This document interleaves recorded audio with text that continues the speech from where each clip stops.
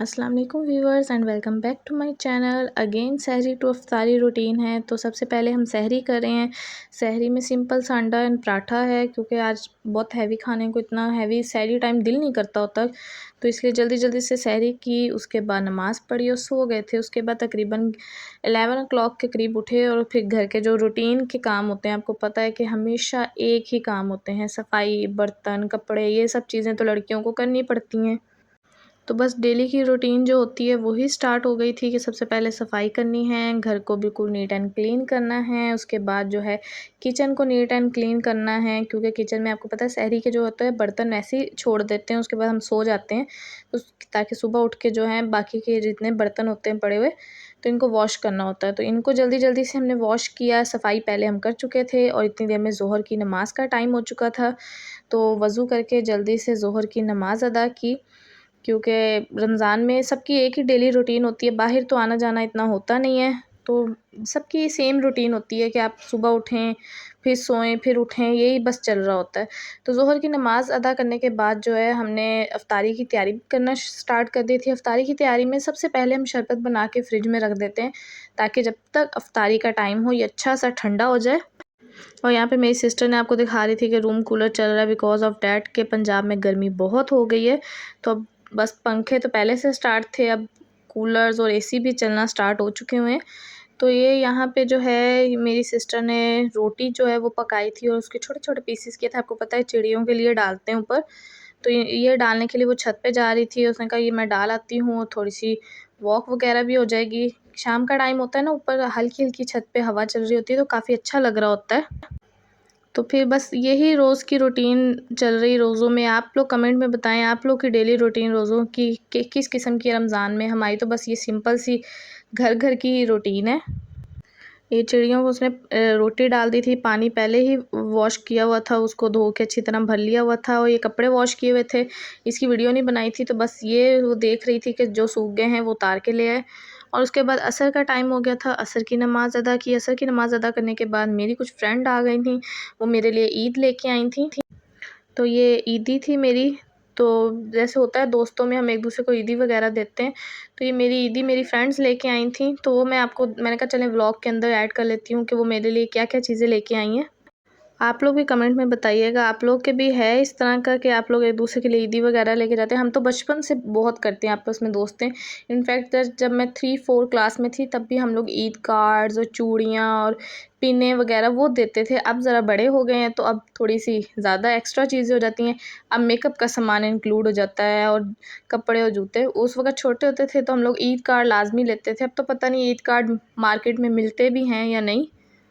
तो जो मेरी फ्रेंड है वो मेरे लिए सब चीज़ें ब्लैक ब्लैक लेके आई, क्योंकि उसको पता है कि 2 ही मेरे फ़ेवरेट कलर हैं, ब्लैक एंड ब्लू। तो वो ब्लैक कलर की सारी चीज़ें लेके आई। सबसे पहले जो है ये देखिए कोन मेहंदियाँ हैं, 2 किस्म की कोन मेहंदी थी, वो ये लेके आई। और उसके बाद जो है साथ एक्सेसरीज़ जो थी ना सारी, वो भी ब्लैक कलर में थी, क्योंकि सूट जो है वो ब्लैक कलर में है। तो ये देखिए ये पिन वो सारी मतलब की चीज़ें जो है ना, हेयर कैचर वगैरह भी और सब चीज़ें ब्लैक में थी। और साथ ही साथ जो है बाकी की चीज़ें भी मैं आपको वन बाय वन खोल के दिखाती हूँ कि उसमें क्या-क्या था। मैंने कहा चलें ये कपड़ों का जो बॉक्स है ये साइड पे करते हैं, एंड पे आपको मैं वाज़ह करके दिखा दूँगी कि कपड़े किस कलर के हैं।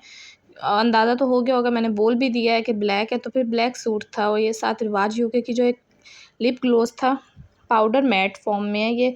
मैं फ़र्स्ट टाइम ट्राई करूँगी तो मैं आपको बताऊँगी। वैसे शेड इसका बहुत खूबसूरत था। और ये साथ में ब्लैक रिंग थी, और साथ ही साथ जो है ब्लैक कलर के इयररिंग्स थे, क्योंकि इतने ज़्यादा एक्सेसरीज़ मैं यूज़ नहीं करती कि हार वगैरह और बिंदिया वगैरह, तो इसलिए सिर्फ रिंग्स थी।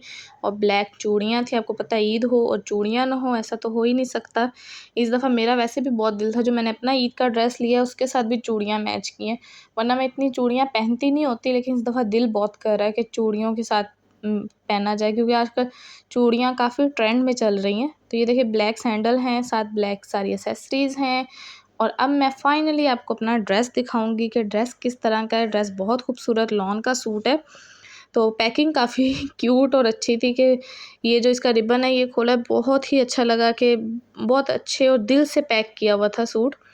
तो ये देखिए कि ये ब्लैक कलर का सूट है, इस पे रेड कलर की ये कढ़ाई हुई।